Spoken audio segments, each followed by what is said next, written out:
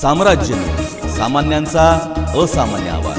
सोलापूर महानगरपालिका निवडणूक 2025च्या पार्श्वभूमीवर शहरात शांतता, कायदा व सुव्यवस्था अबाधित ठेवण्यासाठी सोलापूर शहर पोलीस आयुक्तालयाकडून अवैध धंद्यांविरोधात कडक कारवाईचे आदेश देण्यात आले आहेत। त्या अनुषंगाने गुन्हे शाखेने अवैध दारू निर्मिती, विक्री व वाहतूक करणाऱ्यांवर जोरदार धडक कारवाई करत 4 स्वतंत्र गुन्हे उघडकीस आणले आहेत।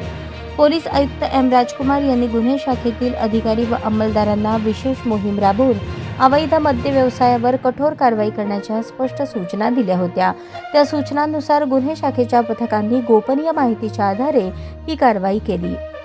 9 जानेवारी 2026 रोजी गुन्हे शाखेचे सहाय्यक पोलीस निरीक्षक शैलेश खेडकर आणि त्यांच्या पथकाला गोपनीय माहिती मिळाली की सलगर वस्ती पोलीस स्टेशन हद्दीतील मौजे कवठे येथे शेतामध्ये गुळ मिश्रित अवैध हातभट्टी दारू तयार केली जात आहे। त्यानुसार कुमार उर्फ बाबू पांडुरंग चव्हाण यांच्या शेतावर छापा टाकण्यात आला। या कारवाईत तब्बल 1285 लिटर गुळ मिश्रित रसायन व 80 लिटर तयार हातभट्टी दारू असा एकूण 52,975 रुपयांचा मुद्देमाल जागीच नष्ट करण्यात आला।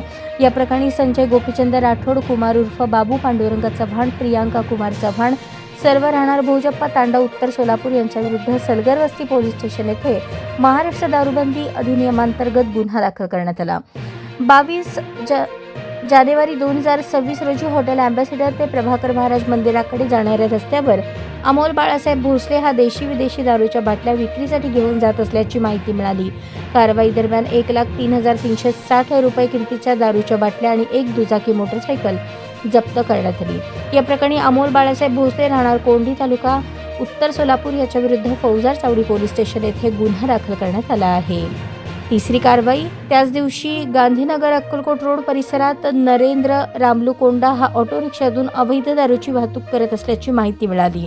गुन्हे शाखेने सापळा रचून कारवाई करत 1,32,500 रुपये किमतीच्या दारूच्या बाटल्या, एक ऑटो रिक्षा जप्त केली। या प्रकरणी नरेंद्र रामलू कोंडा राहणार गांधीनगर अक्कलकोट रोड सोलापूर याच्या विरुद्ध MIDC पोलीस स्टेशन येथे गुन्हा दाखल करण्यात आला आहे।